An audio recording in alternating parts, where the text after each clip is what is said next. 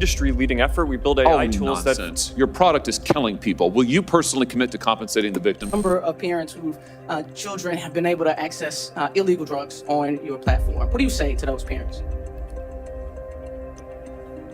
What do you say to those parents, Mr. Speaker? I'm so sorry. हाल ही में conduct करी गई US सेनेटा hearing में social media के CEOs एक सवाल का जवाब भी नहीं दे पाए। You have a product that's killing people. जवाब छोड़ो, उनके मुंह से अल्फाज तक नहीं निकल पाए। इनको माफी तक लोगों से मांगनी पड़ी। Would you like to apologize for what you've done to these good people? But why? वो तो आप खुद ही समझ जाओगे आगे। बट इस मीटिंग के हवाले से मेरा पॉइंट ऑफ व्यू ये है, हमारे देश के हायर अथॉरिटीज को अपने देश के बच्चों की फिक्र क्यों नहीं है।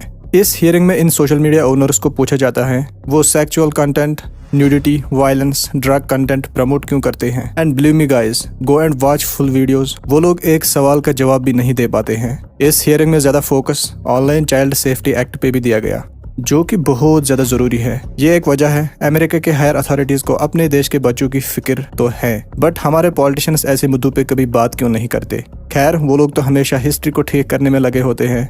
आप अंदाजा नहीं लगा सकते हो दोस्तों, how these platforms ruin our new generations. हमारे पॉलिटिशियंस 24 घंटे पॉलिटिक्स खेलते रहते हैं और वो असली पॉलिटिक्स भूल जाते हैं। मिसाल के तौर पे इस क्लिप को समझो। In China, you are promoting to kids science and math videos, educational videos, and you limit the amount of time kids can be on TikTok. In the United States, you are promoting to kids self-harm videos. Why is there such a dramatic difference? इस video में TikTok के owner से पूछा जाता है, आप लोग China में बच्चों को educational content, mathematics, science related topics दिखाते हो और वहाँ बच्चे 24 घंटे ऐप नहीं चला सकते। अगर वहाँ के बच्चे 2-3 घंटे स्पेंड करते हैं इन ऐप्स पे, तो ऐप्स खुद ब खुद बंद हो जाती हैं। मगर यूएस में आप बच्चों को कुछ और ही दिखाते हो, violence, Israeli propaganda, nudity, sexual content. और ये कहानी खाली यूएस की नहीं है, जहाँ जहाँ पे भी टिकटॉक चलता है उनकी सेम यही स्टोरी है। और जवाब में टिकटॉक के ओनर कहते हैं TikTok is not available in China. China में टिकटॉक को दोयान नाम रखा गया है, जो कि एक ओरिजिनल वर्जन है टिकटॉक का। अब कुछ लोग बोलेंगे टिकटॉक तो बैन है इंडिया में, क्या ही फर्क पड़ता है। हाँ गाइज, हर कोई जानता है 2020 में जब मिलिट्री क्लैश हुआ था बॉर्डर पे, उसी टाइम पे ये ऐप बैन करी गई। बट हमको ये नहीं बताया गया इंडिया में इंस्टाग्राम को पॉपुलर करवाना था। और सेम चीजें बाकी सोशल मीडिया एप्स भी करती हैं। ऑनलाइन चाइल्ड सेफ्टी एक्ट की तो ये एप्स धज्जियां उड़ा देते हैं। अब कुछ लोग बोलेंगे इसमें पॉलिटिक्स का क्या रोल, जबकि इन चीज़ों में सियासत इतनी ज़्यादा विजिबल है, बस हम ध्यान नहीं देते। ये सोशल मीडिया एप्स दूसरे देशों को यूथ के जरिए कंट्रोल में रखते हैं और ये नया तरीका है जंग लड़ने का, अपने देश को आगे ले लेने के लिए। और अब दुनिया में तलवारों से जंग नहीं लड़ी जाती है, इंटरनेट काफ़ी है किसी भी देश को 50-60 साल पीछे धकेलने के लिए। किसी भी कंट्री को सोशल मीडिया ऐप्स के जरिए उनके बच्चों को न्यूडिटी, वायलेंस, क्राइम्स दिखा दो, ड्रग्स यूज करना, शराब, स्मोकिंग, इन एक्टिविटीज को हीरोइक दिखा दो। इन चीजों से तो किसी भी कंट्री के बच्चों का ब्रेन वॉश तो हो ही जाता है और उनकी इंटेलिजेंस, डिसीजन मेकिंग की भी धज्जियां उड़ जाती हैं। और किसी भी कंट्री का फ्यूचर डिसाइड कौन करता है, वो तो बच्चे ही करते हैं ऑब्वियसली। और आप खुद ये चीज रिसर्च कर लो, जिन वीडियोस में छोटे छोटे बच्चे एडल्ट्स का रोल प्ले करते हैं, चाहे वो एक्टिंग के मामले में जिसमें ब्लड दिखाया जाता है, वायलेंस दिखाई जाती है, या जिन बच्चों से वल्गैरिटी कंटेंट बनाया जा रहा है, उन वीडियोस पे बहुत ज्यादा व्यूज होते हैं। उनका एल्गोरिदम काफी डिफरेंट होता है उन वीडियोस से जो बच्चे एजुकेशनल, मैथमेटिकल, साइंस के रिलेटेड कंटेंट डालते हैं। और ये सब खुद नहीं होता, इस एल्गोरिदम को कंट्रोल करा जाता है। क्योंकि अगर इन लोगों को बच्चों की परवाह सच में होती तो ये वीडियोस ऑटोमेटिकली रिस्ट्रिक्ट हो जाते। और अगर आप ये सियासत अभी भी नहीं समझ रहे हो, then you are still living in 15th century.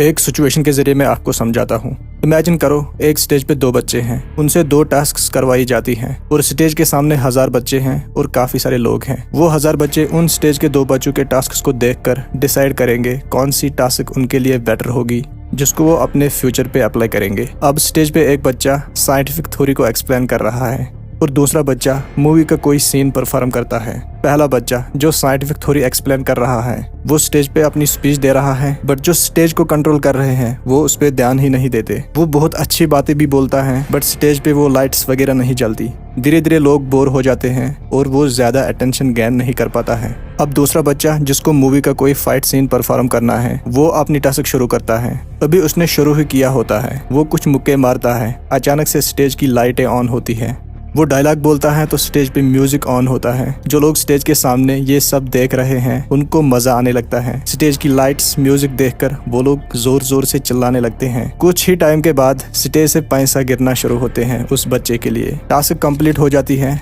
अब लोग स्टेज के बाहर भी उस बच्चे से फोटो खिंचवाने लगते हैं और जिस बच्चे ने थ्योरी एक्सप्लेन करी थी उसके बारे में कोई बात तक नहीं करता।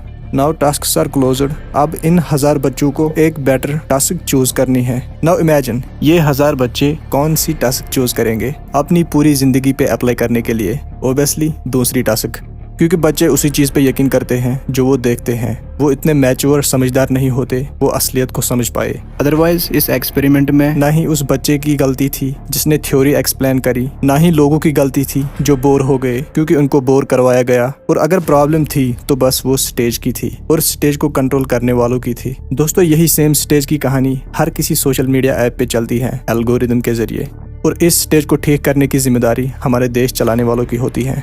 ऐसे चीजों को इग्नोर करना देश के लिए बहुत खतरा बन सकता है। हमारी हायर अथॉरिटीज को इस बात पे ध्यान देने की काफी जरूरत है। ऑनलाइन चाइल्ड सेफ्टी एक्ट किस हद तक हमारे देश में बरकरार है। गाइज आई होप आप पूरा वीडियो समझ चुके होंगे और वीडियो थोड़ा सा भी अच्छा लगा हो देन डू सब्सक्राइब और अपनी ओपिनियन कमेंट्स में जरूर शेयर करना। थैंक्स।